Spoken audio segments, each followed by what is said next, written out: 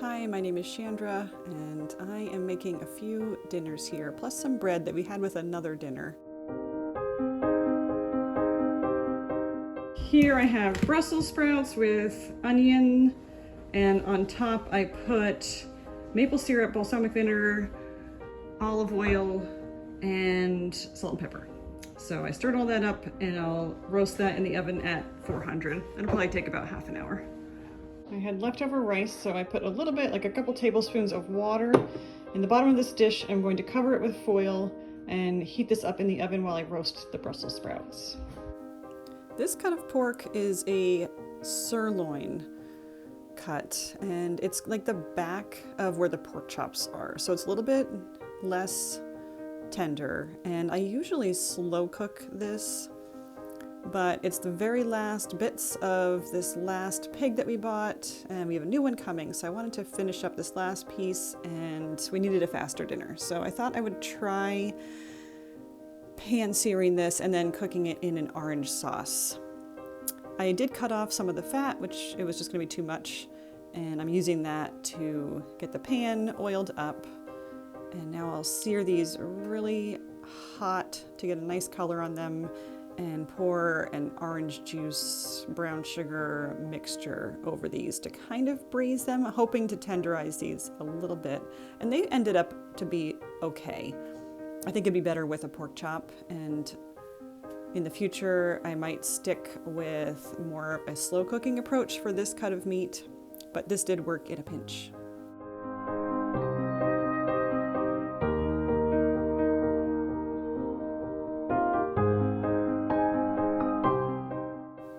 Pouring off the fat, and I did end up cleaning this pan, just pouring some water in there and deglazing it, and I discarded that water because it seemed like that pork had I got a really nice sear on it, but it did mean that it was a little burnt in the pan. I didn't want anything to taste bitter. So I cleaned that out. It would be nice to have those drippings and browned bits, but we'll do without, especially since the pork is going to cook in this orange sauce. And this recipe will be down below. I found it online.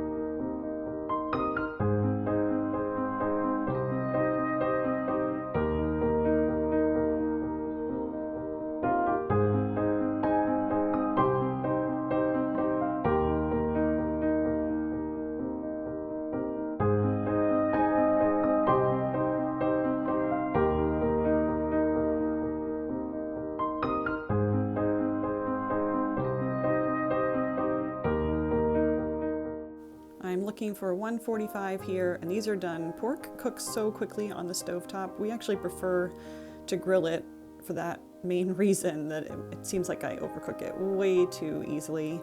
Although we do like it in the pan. It's often really moist and you can render the fat, but it's more usual for us to grill it so it doesn't get overdone. Now I'm going to thicken this sauce just by letting it boil in this pan.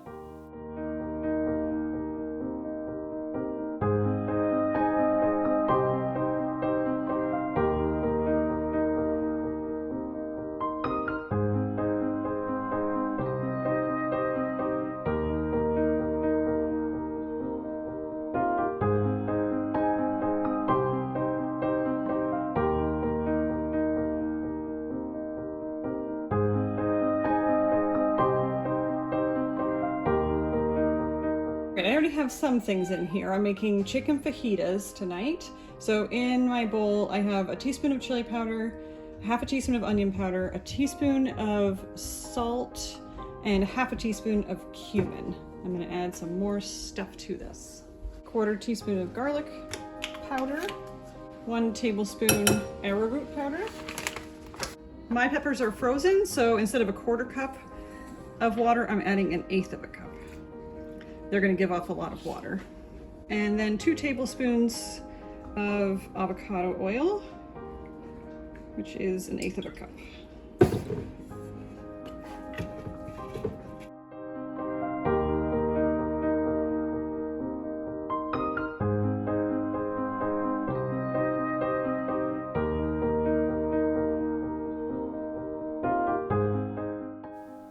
adding those onion peels to my stock bag. I'm going to have a lot of stock making to do coming up because I have a whole pig and a half beef coming soon. 1 onion.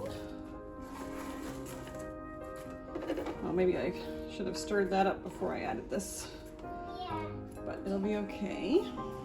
All right, so far I have onion, and let's mix that around.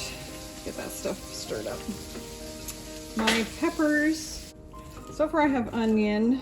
My peppers and my chicken are not quite thawed yet. I have them in some cold water.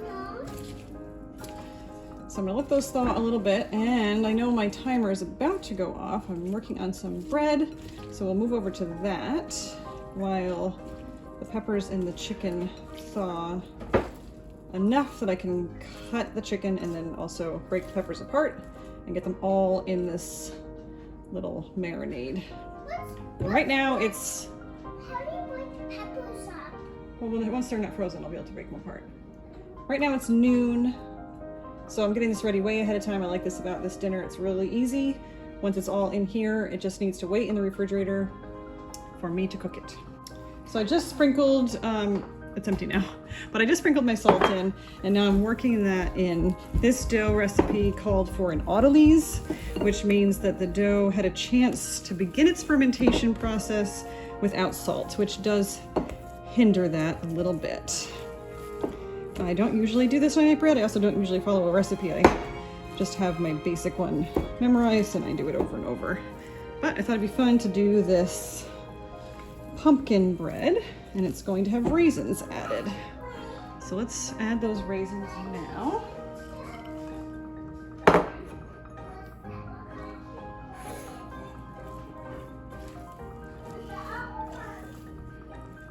Just gonna fold those in. And then this is going to have its bulk ferment for 3 to 4 hours. And I will stretch and fold it during that time.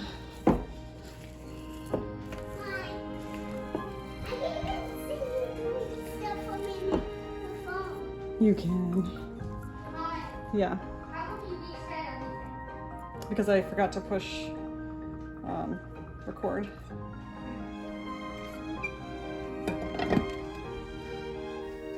I'm doing my first stretch and fold here, and you can see how much the dough has already absorbed that water and is smoothing out, developing its gluten.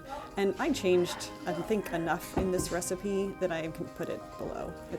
I kind of made it my own. So I will put this recipe down in the description box in case you'd like to make this pumpkin raisin bread. It was really good.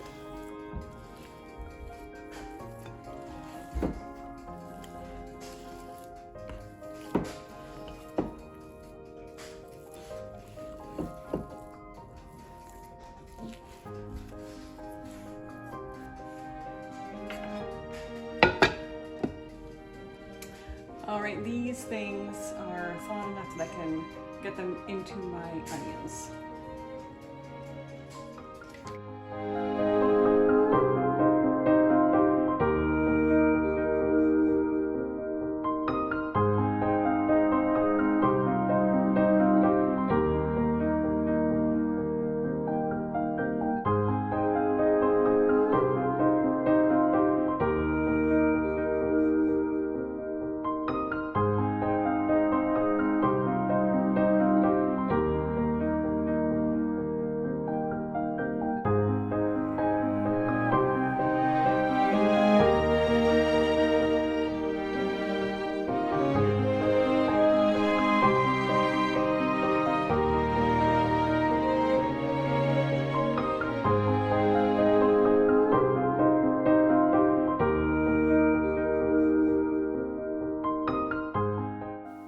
This scrap bag for stock that I added my onions to before, I also add things like chicken skin to that because it's all gonna just live in the freezer until I dump it into a stock pot. Now we are going to make some cassava flour, tortillas. I could make these things in my sleep. I make 12, it's a perfect amount for our family. It's a cup and a half of cassava flour, half that amount, so 3/4 of a cup of warm water, a quarter of a cup of some sort of liquid oil. Sometimes I melt some fat, sometimes I use avocado oil. 3/8 of a teaspoon of salt, and all of that just gets mixed together. And oh, we love these. Even if we wanted to use flour, I don't think we would, because these don't have, cassava flour doesn't have gluten, so you don't have to worry about developing the gluten while you're working with it. So they're not trying to stretch back on you. They're not as brittle as corn tortillas, we don't feel. They're really great. So these get cooked on a hot pan, and then I put them in a tortilla warmer. You could also just use a folded over towel. And that process of just sitting in the towel and steaming is what makes them really soft and pliable, and they are just perfect. This recipe works really well with Otto's brand cassava flour. I have found that different brands are very different as far as how much water they will absorb. So sometimes you need to fiddle a little bit with the water amounts, but you just really want a dough that just holds together. If it gets too wet, sometimes they can be difficult to get onto the pan. And if they're too dry, they will crumble apart. But a little bit of trial and error with this, and it just becomes second nature. This can be done in about 10 minutes from start to finish. So it's a really easy weeknight homemade dinner.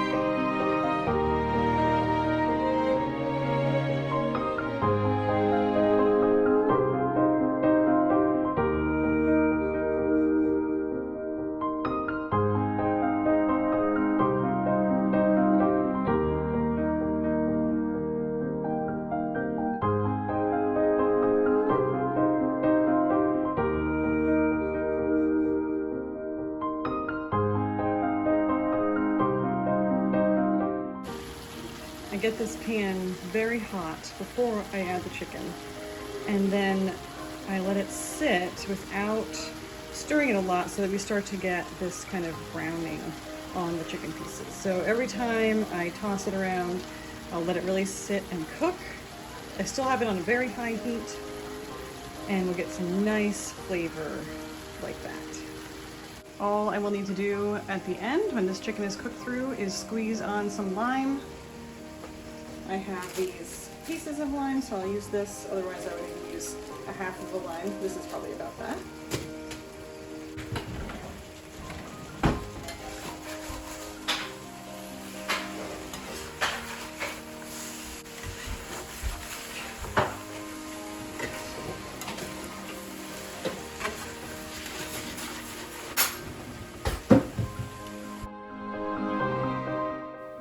I'm just cutting one of the bigger pieces of chicken in half to see if it is cooked through and white in color, and it is. So this quick dinner is done.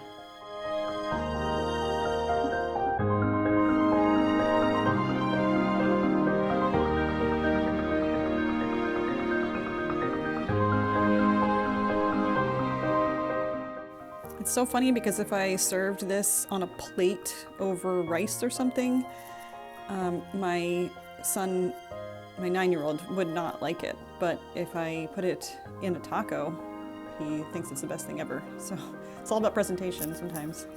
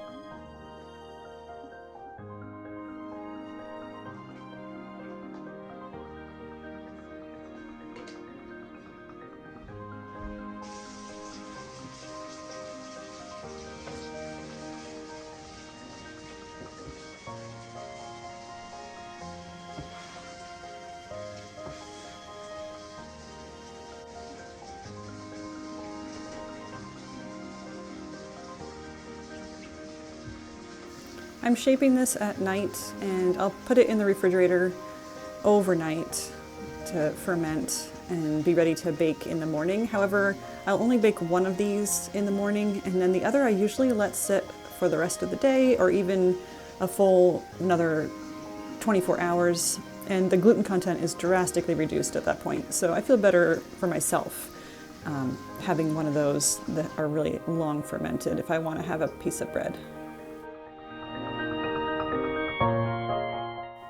One more quick dinner, and this is a skirt steak that I am around middle of the day getting into a marinade that will sit in the refrigerator until we grill it for dinner.